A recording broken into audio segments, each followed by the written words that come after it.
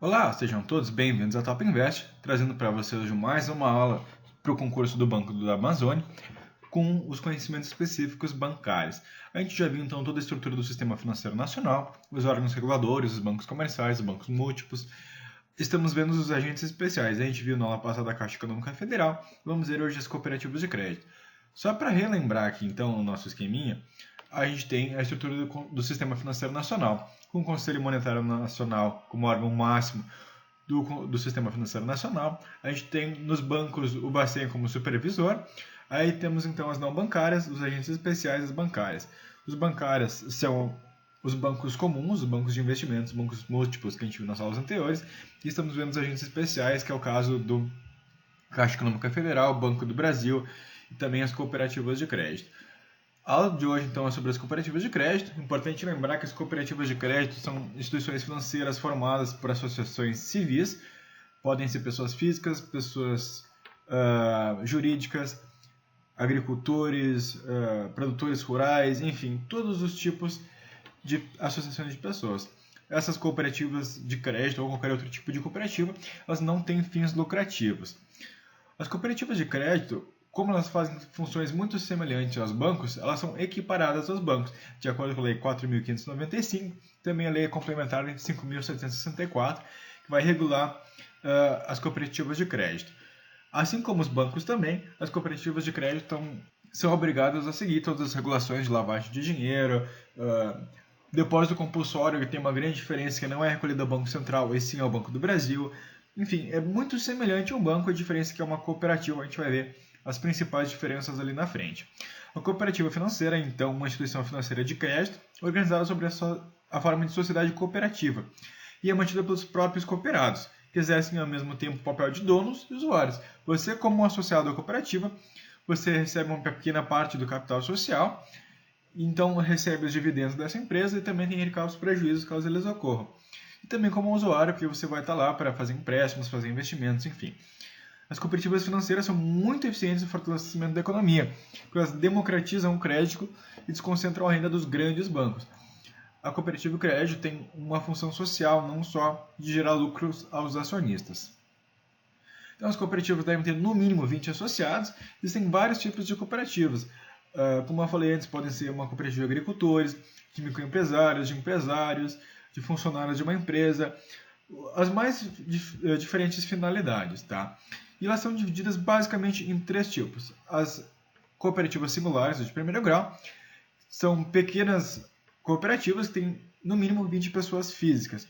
Não são aqui permitidas a admissão de pessoas jurídicas e têm como objetivo trazer benefícios aos seus associados. As de segundo grau, ou as federações, as centrais federativas, têm o objetivo de organizar uma maior escala, trazendo serviços um pouco mais complexos. Normalmente, isso aqui são as associações, as cooperativas de microempresários, tá? E a de terceiro grau, que são as mais complexas, são as maiores. Um grande exemplo aqui é o Sicredi, uma das maiores cooperativas do Brasil, onde tem números associados e a associação é livre, não tem nenhum pré-requisito de uma classe trabalhista, ou enfim. Então, qualquer um pode se associar, você vira sócio dessa empresa, dessa cooperativa, né?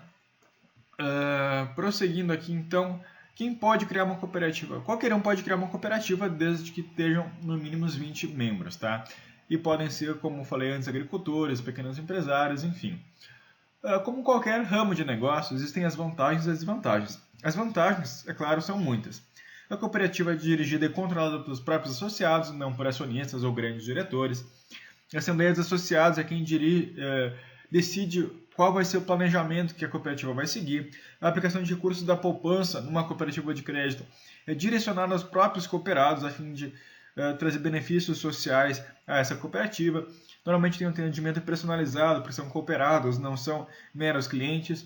O crédito é concedido em prazos e condições muitas vezes mais interessantes aos cooperados, justamente para não ter tanta finalidade de trazer benefícios aos acionistas e sim trazer benefícios à sociedade.